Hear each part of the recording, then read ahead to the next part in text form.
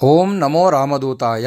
నేడు మనము బిల్వ వృక్షాన్ని ఇంట్లో పెంచడం ద్వారా కలిగేటువంటి ఫలితాల గురించి తెలుసుకుందాం. ముక్కంటి అయినటువంటి శివుడికి బిల్వపత్రాలతో పూజించడం ద్వారా ఏర్పడేటువంటి ఫలితాలు ఏంటో తెలుసుకోవాలంటే ఈ కథ మనం తెలుసుకోవాల్సిందే. బిల్వపత్రాల్లో రకాలు ఉన్నాయి. వాటిలో మహాబిల్వము అని, తీగల బిల్వము అని, కర్పూర బిల్వము అని, సిద్ధ బిల్వము అనేటువంటివి ఉన్నాయి. ముఖ్యంగా 3 ఆకులతో కూడినటువంటి బిల్వపత్రాలే పూజకు శ్రేష్టమైనటువంటివి.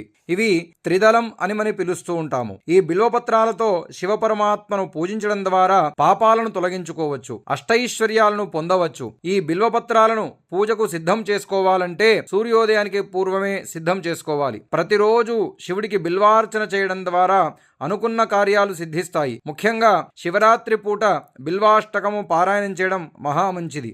అది ఏ శివరాత్రి అంటే మాస శివరాత్రి కావచ్చు, మహాశివరాత్రి కావచ్చు, లేదా ప్రతిరోజు కూడా చదువుకోవచ్చు. బిల్వపత్రాలతో పూజించినటువంటి శివుడిని పూజించినట్లయితే 7 జన్మల పాపం తొలగిపోతుందని మనకు పెద్దలు చెబుతూ ఉంటారు. కానీ బిల్వపత్రాలని సోమవారం రోజున, అమావాస్య రోజున, పౌర్ణమి రోజున, చతుర్థి, అష్టమి, నవమి తిథులలో చెట్టు నుండి తీయడం పనికిరాదు. దానికి బదులు ముందు రోజే బిల్వపత్రాలను తీసి ఉంచుకోవడం చాలా మంచిది. ఇలా ముందే చెట్టు నుండి తీసినటువంటి బిల్వాన్ని 6 నెలల వరకైనా ఉంచి పూజించవచ్చని పెద్దలు చెబుతూ ఉంటారు. పూజకు ఉపయోగించినటువంటి బిల్వపత్రాలనే మళ్ళీ అర్చనకు కూడా ఉపయోగించుకోవచ్చు. ఇందులో ఎలాంటి దోషము కూడా మనకు కలగదు. బిల్వార్చన 1,000,000 జన్మలకు పుణ్యాన్ని ఇస్తుంది. ఇంకా బిల్వము చెట్టు ఇంట్లోనే మనము పెంచుకోవడం ద్వారా సత్ఫలితాలను కూడా పొందుతాము.